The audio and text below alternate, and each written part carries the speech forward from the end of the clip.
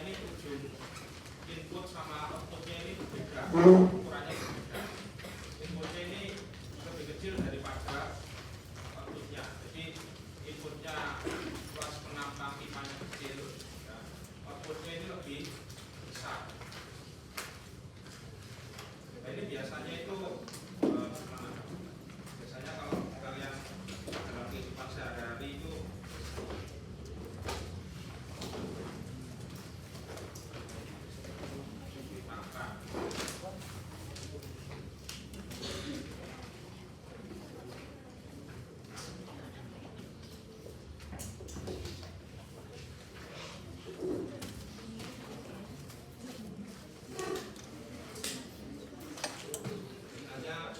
untuk nyiram taman. Misalkan salah satu contohnya aja ini.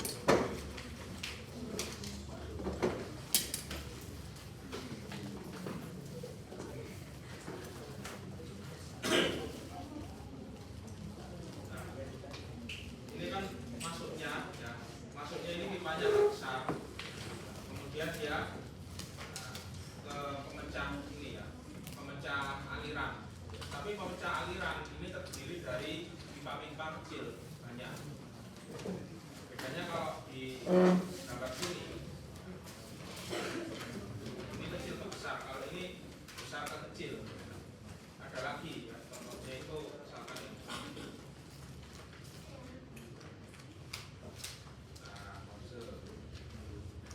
ini sangat sering dijumpai juga.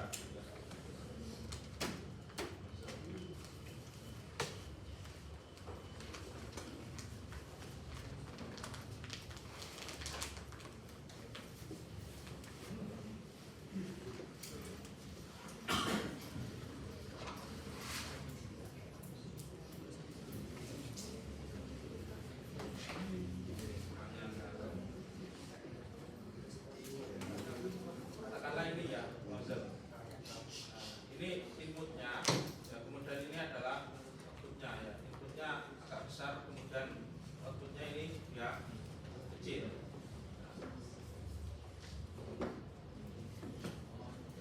Ada yang kecil ke besar ya, misalkan ini.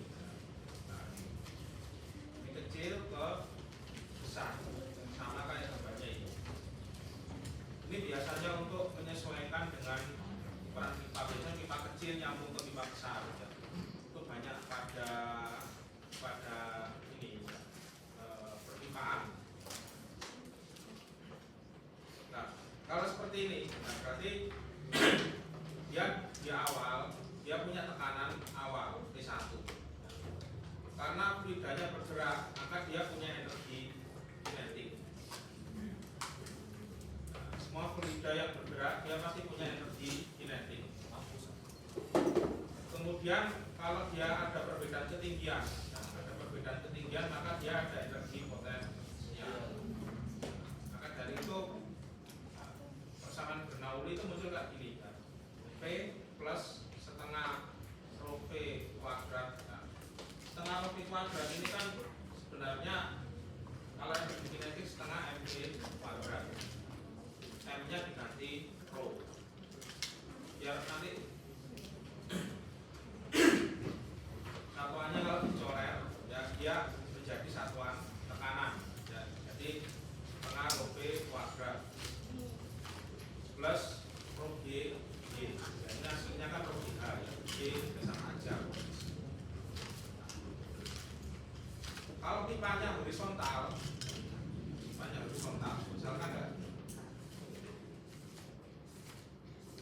Nah, misalkan pipanya horizontal kayak gini, ya. Ini kan horizontal, ya, berada di lantai. Ya. Kalau pipanya horizontal berarti persamaannya P ditambah setengah rho P kuadrat itu aja. Rho GH-nya nggak ada ya, rho GY atau rho GH-nya nggak ada karena nilainya 0 ya. Rho kali G kalikan 0 ya, 0. Itu kalau pada pipa horizontal. Kalau pipanya miring ya, berarti kalikan sudutnya, kalikan apa? Ya, sin atau cos. biar dia dikonversikan ke suhu Y, suhu X, ya. Nanti kalikan cos, ya.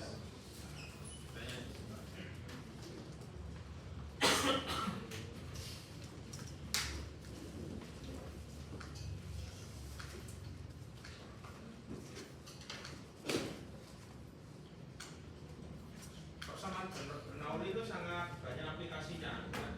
Aplikasinya itu misalkan ya, sistem perpipaan, ya. Sistem perpipaan, sambungan pipa, ya, pipa besar ke pipa kecil ke pipa besar, atau disebut juga dengan nozzle, ya. Sambungan pipa, ya, sambungan pipa itu pakai hukum Bernoulli, ya. Kemudian kalau di dunia otomotif, ya, hukum Bernoulli itu sangat banyak. Di teknik mesin itu sangat banyak. Ya, di dalam sistem mesinnya ada oli, ya, oli dia bersirkulasi, ya. Kalau olinya bergerak, ya, oli dia dipompa, berarti kan ada tekanan awal, ya, dari pompa itu, ya. Kemudian ketika oli bergerak berarti ada energi kinetik. Mesin itu kan nggak mungkin flat, ya, pasti dia ada sudut-sudutnya, berarti ada energi potensialnya juga. Jadi sebenarnya kalau kimia sama mesin, ya, mesin itu 90% fisika. Kalau kimia, ya, fisikanya banyak, ya, tapi ya, menurut saya masih masih imbang antara kimia dan fisika.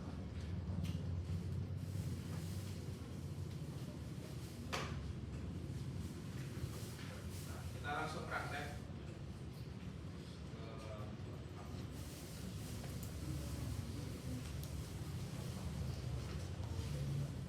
Nah, ini nomor 62.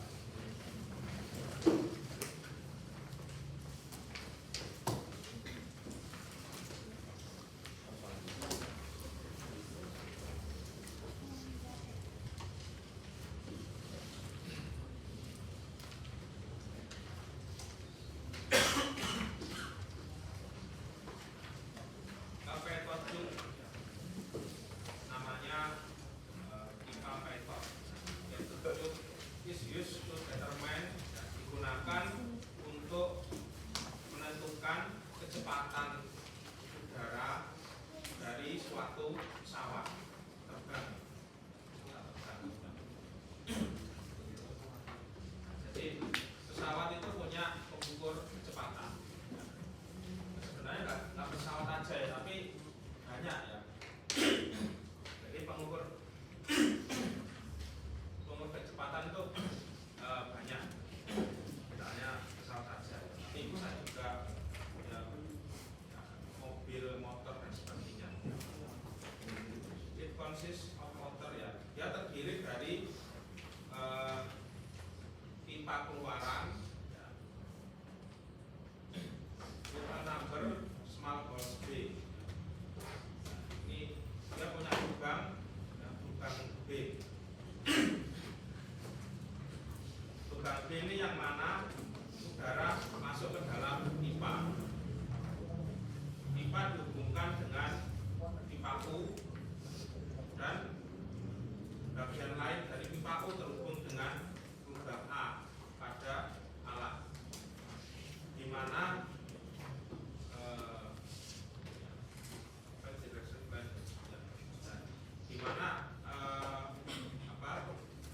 alat ini terletak pada bagian kepala pesawat. Maksudnya gini alatnya. Ini kan alatnya.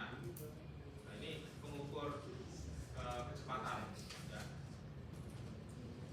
Jadi ini udara masuk, ya. Udara masuk. Di sini kan ada sistem perpipaan. Kemudian di sini ada cairan, ya. Ada cairan. Nah, udara ini menekan cairan, ya, sehingga cairannya ini naik, ya, naik sebagian, ya, naik sebelah ini. Nah, cairan yang naik sebelah sebelah ini akan menekan udara di dalam sistem ini, ruangan ini, sehingga ini kan kenaikannya ini biasanya dia diberi skala. Semakin cepat pesawatnya, ya, maka tekanan udara akan semakin kuat, maka cairan ini akan semakin naik ke atas. Nah, biasanya dikasih skala itu bagian sininya, ya. Nah, misalkan tekanan berapa dia setara dengan kecepatan berapa. Ini metode yang paling sederhana, ya. Nah, kalau misalkan pada pesawat modern kan pakai digital, bagaimana caranya? Nah, di sini kan ada bol, ya. Di sini ada bola. Nah, bola ini akan bergeser ke arah kiri, ya, apabila fluidanya ini tertekan semakin kuat. Apabila bolanya tergeser ke arah kiri, nah, kalau ini dipasang material, ya, material yang mana dia kalau menerima tekanan maka dia bisa menghasilkan listrik, ya. Semakin kuat tekanannya maka listriknya akan semakin kuat. Nama materialnya itu biasanya disebut juga dengan piezoelektrik. Kalian pernah dengar material piezoelektrik? Biasanya kalau dia diletakkan di tempat yang ramai, ya, ketika diinjak, ya, materialnya bisa menghasilkan sejumlah listrik. Nah, listrik itu akan dikonversi menjadi, ya, jumlah arus, ya, dikonversi menjadi suatu nilai, ya. Itu kalau pada sistem yang modern. Kalau sistem tradisional, ya, berarti ini, ya, cairan dia naiknya berapa, dia di skala. Karena cairannya itu dikasih warna yang kelihatan merah atau biru, ya.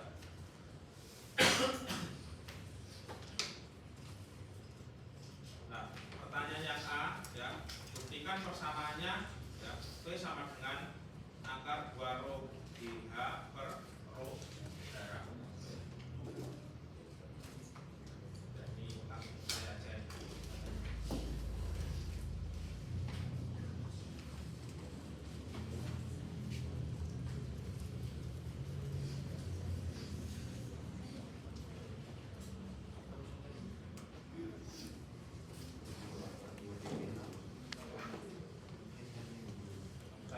Ini kan udara bergerak, ya.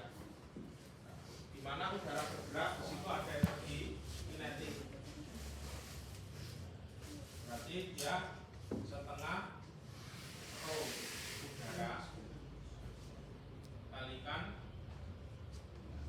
V, ya, kuadrat. V-nya kecepatan, ya. Nah, kecepatan ini dikonversi menjadi apa? Ini kan udara bergerak dari sini, ya. Dari sini kemudian dia menekan sejumlah fluida cair, sejumlah liquid. Nah, menekan sejumlah liquid, ya, sampai dia liquidnya itu tinggi sebelah. Nah, sehingga di sini ada energi potensial. Dan jadi rho. Tapi rho-nya ini adalah rho cairan. Rho cair.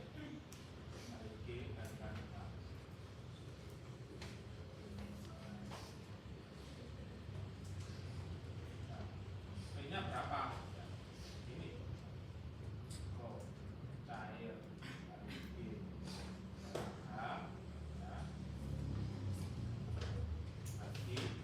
Ini setengah pindah ke sini. Berarti kan jadi 2.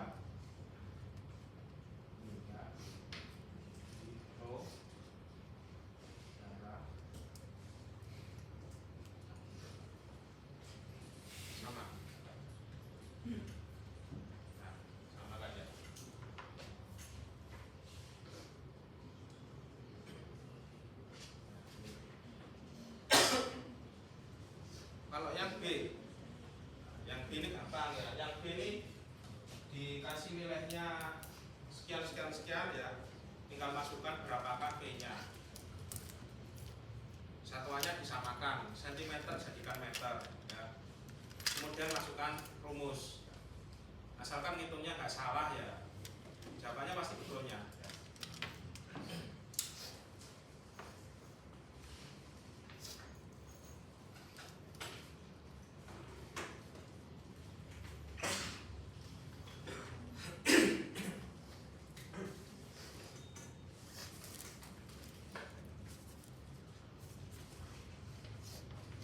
Ini ada pertanyaan?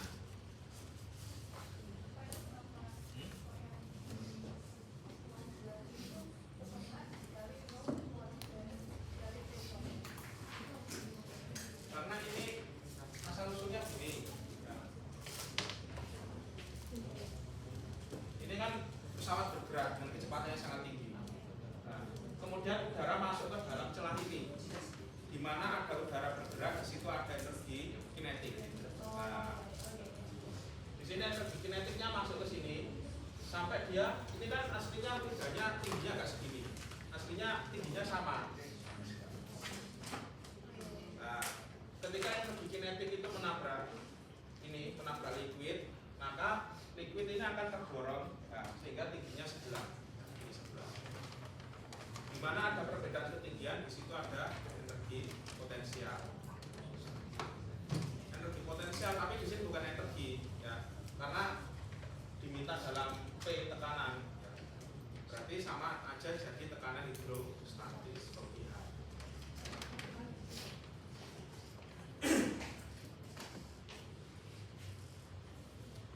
Sebenarnya itu konversi aja ya, konversi energi kinetik menjadi potensial.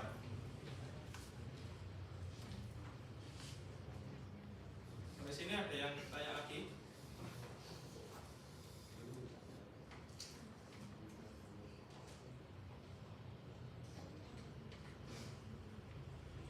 Nah, alat ini ya, dipakai di sampai sekarang dipakai ya. Misalkan apa?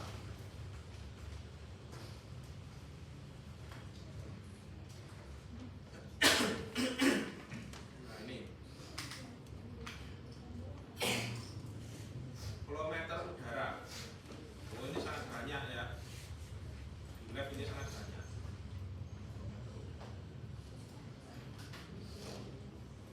Ini sinyalnya lemah sekali.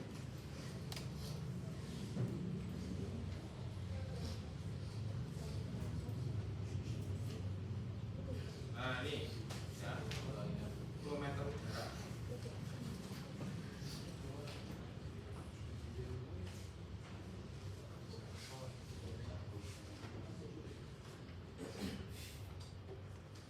Rotameter, kilometer ya. Rotameter itu karena, nah ini bisa diputar ya, ya bisa diputar. Buka tutupnya ya, on off-nya. Buka tutupnya. Tapi nama aslinya dia adalah flowmeter. Flowmeter udara. Misalkan udara dia mengalir berapa cepat ya. Biasanya flowmeter ini banyak ada di mana? Di tabung gas. Di rumah sakit ya. Rumah sakit kan ada oksigen, pasti ada ini ya, pasti ada flowmeternya. Nggak mungkin ya apa, nggak ada flowmeternya. Besaran gasnya pasiennya gimana? Ini sama ya. Ini prinsipnya pakai prinsip Bernoulli juga ya. Mirip kayak gini, cuma dia bentuknya berbeda. Nah, jadi udara dia lewat. Ya. Nah ini kan ada. Nah ini kan bisa dilihat ini. Ini ada sejumlah fluida. Ya. Ada sejumlah fluida. Bagian bawah ini kan bisa dilihat, ini rasa kan ya ini.